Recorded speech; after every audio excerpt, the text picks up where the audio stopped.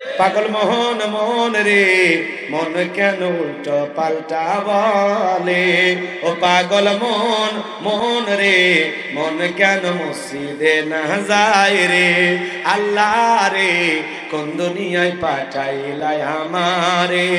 বর্তমানের নারী পুরুষ সমান সমান মাপ, লম্বা চুল কাটিয়া আবার মাথায় লাগাই ক্যাপ, আল্লাহ রে কোন দুনিয়ায় পাঠাইলাই আমারে। জিন্সের প্যান্ট শার্ট পরিয়া রাস্তা হাইটা যায়, পুলানা মাইয়া ওইটা সিনা বড় দায়, আল্লাহ রে কোন জামানায় পাঠাইলাই আমারে। কানে পড়ছে দুল, কপালে পড়ছে টিপ, কাছে যা যদি বলেন বিলকিস আপা কয় না আমি আবু। আছে না? আমার ভাইরা ভালো করে বোঝার চেষ্টা করবেন, বাজার নবীর সাহাবীরা কিভাবে সালাত আদায় করতেন। মরুভূমিতে সাহাবায়ে কেরাম যখন সালাত আদায় করার জন্য দাঁড়িয়ে যেতেন, ওই মরুভূমির পাখিগুলো খেজুর গাছ মনে করে সাহাবীদের কাঁধের উপরে বসে থাকতো, মাথার উপরে বসে থাকতো।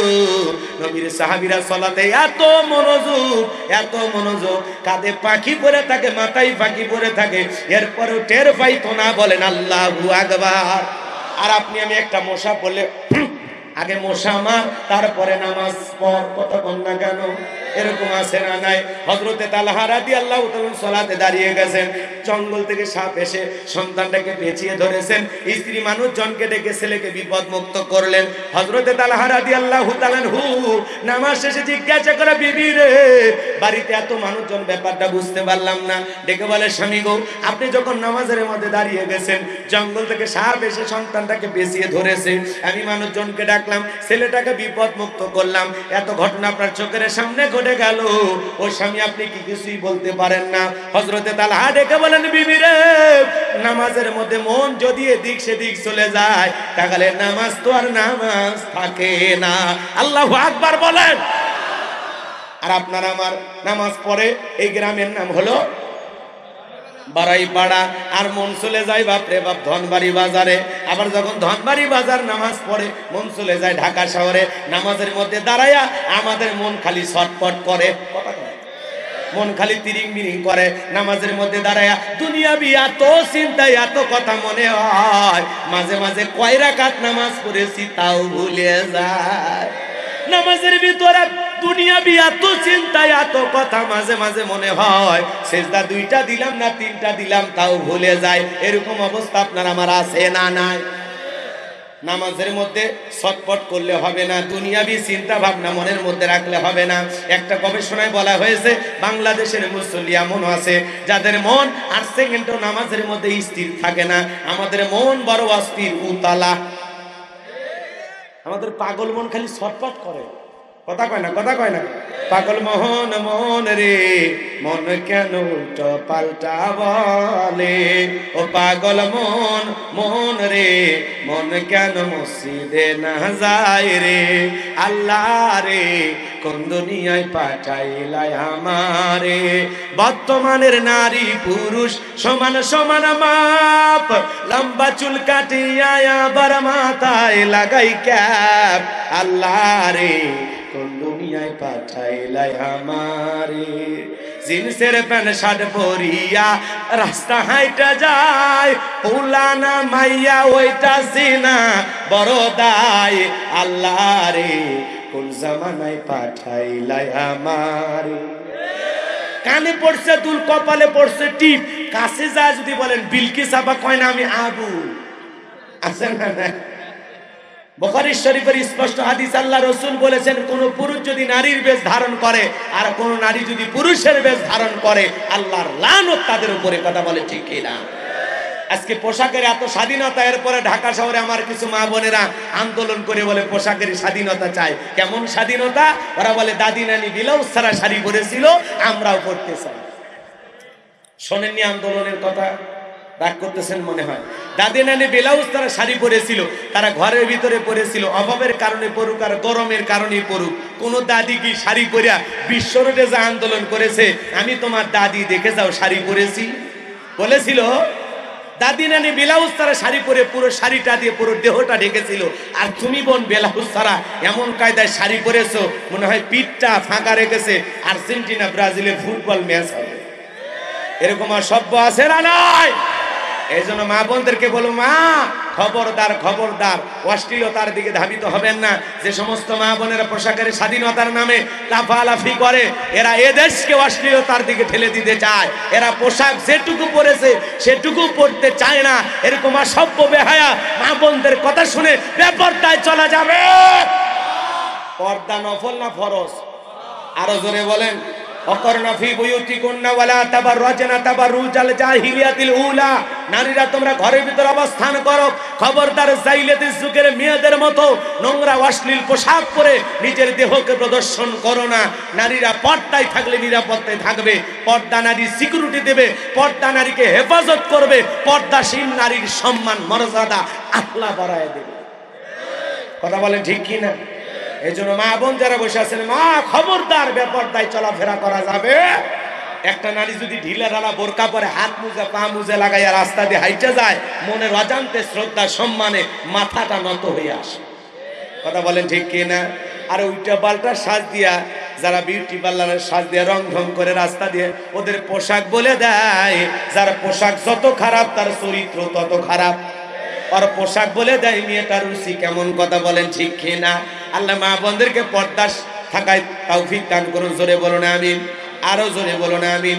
মা বোনদেরকে বলি, মা জান্নাতে যেতে চাইলে মা 4টে আমলে আপনাদের জন্য 8টা জান্নাতের দরজা খোলা। 1 নাম্বার নামাজ, 2 নাম্বার রোজা, 3 নাম্বার ফরজ পর্দা, 4 নাম্বার স্বামীর খেদমত। মা বোনদেরকে আল্লাহ পাক এই 4টা আমল করা তৌফিক দান করুন। জোরে বলুন আমিন। কথা মনে হয় ভুলে গেছেন? আমাদের মন খালি ছটফট করে। আমরা সালাতের ব্যাপারে তাড়াহুড়া করি। এক চাচা মিয়া এত তাড়াহুড়া করে ওযু করছে, এক ঠাং না ধুয়ে মসজিদের ভিতরে ঢুকছে। তাই সালাম মসজিদ পিছলা খায়, চাচা একদিক লুঙ্গি একদিক, তাও বলে আল্লাহু আকবার। মানুষ কয় চাচা লুঙ্গি খুলে গেছে, কয় না লুঙ্গি খুলে যায় যাক, আগে জামাত ধরি। এরকম নামাজ নিয়ে তাড়াতাড়ি আসে না নাই? ওযুটাও ঠিক মতো করেন। আচ্ছা ওযু না হলে নামাজ হবে? কি নামাজ গো, কি নামাজ! 2 রাকাত 2 মিনিটে শেষ, 4 রাকাত 4 মিনিটে শেষ।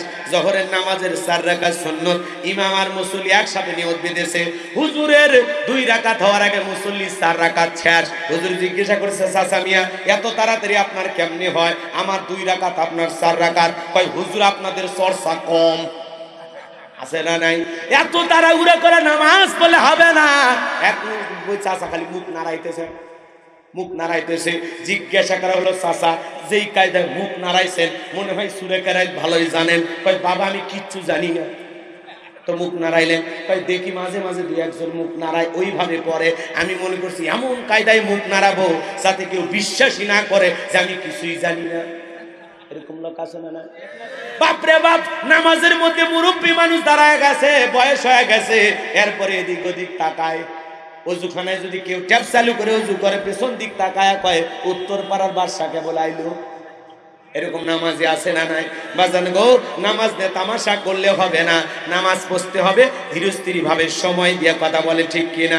আপনি আমি যখন নামাজের জন্য মসজিদে যাব, মনে করব এই জোহরের নামাজ আমার জীবনের শেষ নামাজ, আসরের নামাজ আমার জীবনের শেষ নামাজ।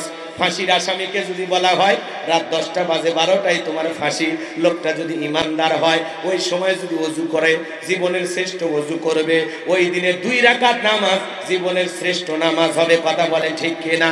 প্রত্যেকটা ওক্তে মনে করা লাগবে এই জোহরের নামাজ আমার জীবনের শেষ নামাজ, এই আসরের নামাজ জীবনের শেষ নামাজ। মাগরিবে মসজিদে নাও আসতে পারি, মাগরিবে আমার জানাজা হতে পারে। কথা বলেন ঠিক কিনা? এজন্য নামাজ পড়তে হবে ধীরস্থির ভাবে, সময় নিয়ে, লাফালাফি করে পড়লে হবে না। 2 রাকাত দরকার 5 মিনিট লাগবে, 10 মিনিট লাগবে, কিন্তু নামাজ নিয়ে তাড়াহুড়ো করা যাবে না।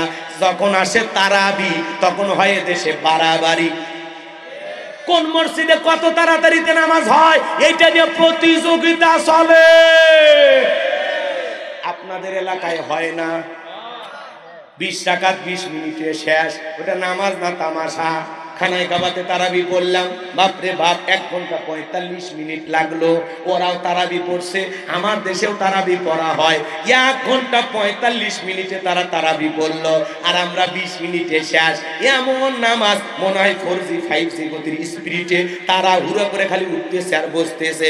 বাপরে বাপ, ওরা মনে করে 2 রাকাতের 4 সিজদা একবারে দিলে আরো ভালো হয়। কথা কন, এই 20 মিনিটে 20 রাকাত তারাবি পড়লে এই নামাজ আল্লাহর আসমানে কবুল হওয়া তো দূরের কথা, মসজিদের ছাদের উপর উঠবে না। কথা বলেন ঠিক কিনা? এমন নামাজ দিয়ে জান্নাতে যাওয়া যাবে। সিজদা দিলে ভালো করে দেন, এই মাথাটা নত করে আল্লাহকে সিজদা দিব।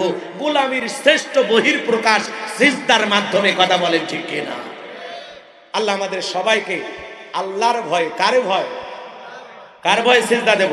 আপনি আমি যখন নামাজে দাঁড়ায় যাব, মনে মনে এইটা ভয় করব, আমি নামাজ আদায় করতেছি, আমার আল্লাহ আমাকে দেখতেছেন। কথা কয় না, কথা কয় না।